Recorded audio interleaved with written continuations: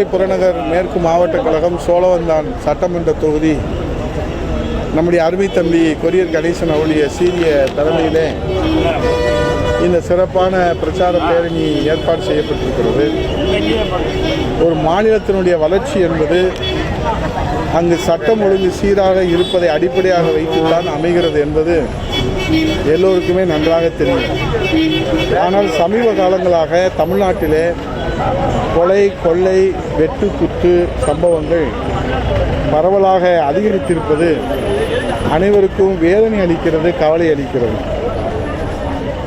ஆத்திரத்திலே நொடி பொழுதிலே நடக்கும் கொலைகளுக்காக அரசை யாரும் குற்றம் சொல்ல முன்வரவில்லை. ஆனால் திட்டமிட்டு ரவுடிகளும் கூலிப்படைகளும் செய்யும் கொலைகளை போலீஸ் நினைத்தால் தடுத்துவிட முடியும்.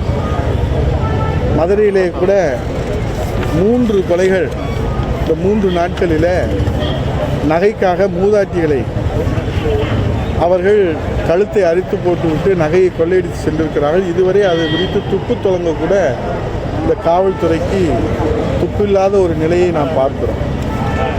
ஆகவே மதுரையிலே தொடர்ந்து மூதாட்டிகளை குறிவைத்து கொலை செய்யும் போக்கு அதிகரித்திருப்பது எங்கள் எல்லோருக்கும் அதிர்ச்சி அளிப்பதாக இருக்கிறது. ஆகவே கடந்த 3 நாட்களிலே 3 பேர் இறந்திருப்பது வேதனையின் உச்சம்.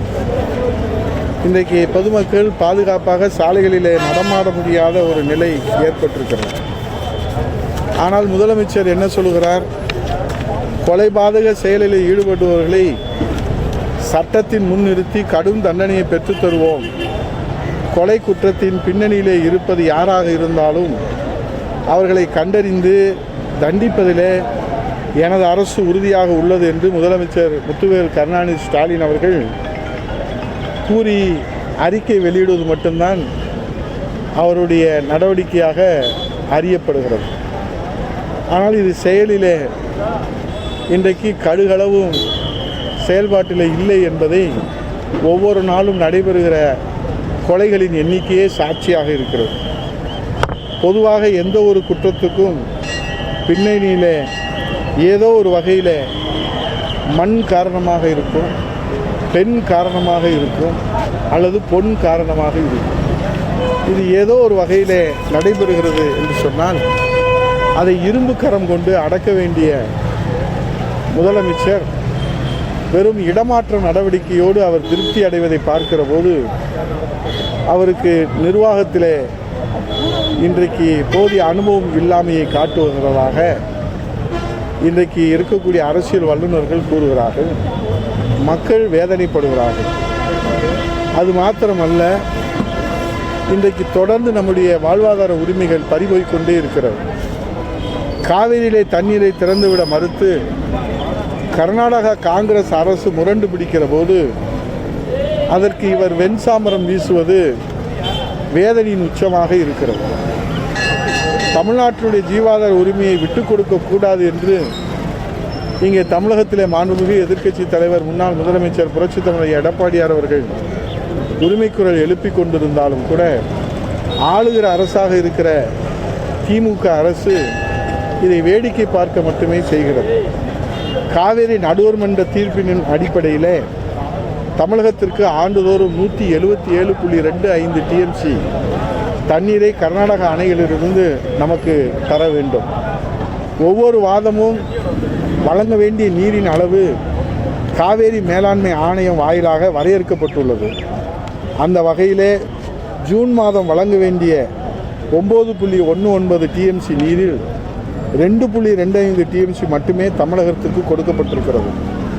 இம்மாதம் ஜூலை மாதம் 31.2 டிஎம்சி நீர் திறக்க வேண்டிய நிலையில் 9ஆம் தேதி வரை 1.39 டிஎம்சி மட்டுமே கிடைத்துள்ளது.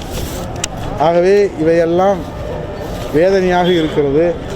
நேற்று முன்தினம் தமிழகம் மற்றும் கர்நாடக நீர்வளத்துறை அதிகாரியுடன் காவிரி நீர் ஒழுங்காற்று குழு ஆலோசனை நடத்தியது நாம் எல்லோரும் அறிந்த ஒன்று. வீடியோ கான்ஃபரன்ஸ் மூலமாக நடைபெற்றது. அப்போது தமிழகம் சார்பில் நிலுவையில் உள்ள பாக்கி நீரை வழங்க வேண்டும் என்று கோரிக்கை வைக்கப்பட்ட போது இம்மாதம் இறுதி வரை தினமும் 1 டிஎம்சி நீர் திறக்கும்படி குழு தலைவர் வினீத் குப்தா கர்நாடக அரசுக்கு உத்தரவிட்டார்கள். தமிழகத்திற்கு தினமும் 1 TMC தண்ணீர் திறக்கும்படி காவிரி நீர் ஒழுங்காற்றுக்குழு பிறப்பித்த உத்தரவை ஏற்க கர்நாடக முதலமைச்சர், துணை முதலமைச்சர் அங்கே ஆர்ப்பாட்டம் போராட்டத்தையெல்லாம் தூண்டிவிட்டு நம்முடைய உரிமையை பறிக்க நினைக்கிறார்கள். ஆனால் இங்கே நம்முடைய முதலமைச்சர் தமிழகத்துடைய ஜீவாத உரிமையை காப்பதில் இன்னும் அவர் தூக்கத்திலிருந்து எழுந்திருக்கவில்லை. கும்பகர்ண தூக்கத்திலே தான் இந்த முதலமைச்சர் இருக்கிறார் என்பதை தான் இது வெட்ட வெளிச்சமாக இருக்கிறது. ஆகவே அவர்கள் காவிரி நீர் மேலாண்மை ஆணையத்தின் மேல்முறையீடு செய்வோம் என்று சொல்லுகிற போது கொதித்து எழ வேண்டிய, புலிபோல் பாய வேண்டிய முதலமைச்சர் முத்துவேல் கருணாநிதி ஸ்டாலின் கூட்டணி கட்சியினுடைய தயவுக்காக பூனை போல் பதுங்குவதை பார்க்கிற போது இன்றைக்கு தமிழகத்துடைய ஜீவாதார உரிமை நாம் பறிகொடுத்து விடுவோமோ என்கிற அச்சம் ஏற்பட்டிருக்கிறது. ஆகவே தமிழகத்தின் ஜீவாதார உரிமை காக்கப்பட வேண்டும். அதை ஒருபொழுது விட்டுக் கொடுக்கக்கூடாது.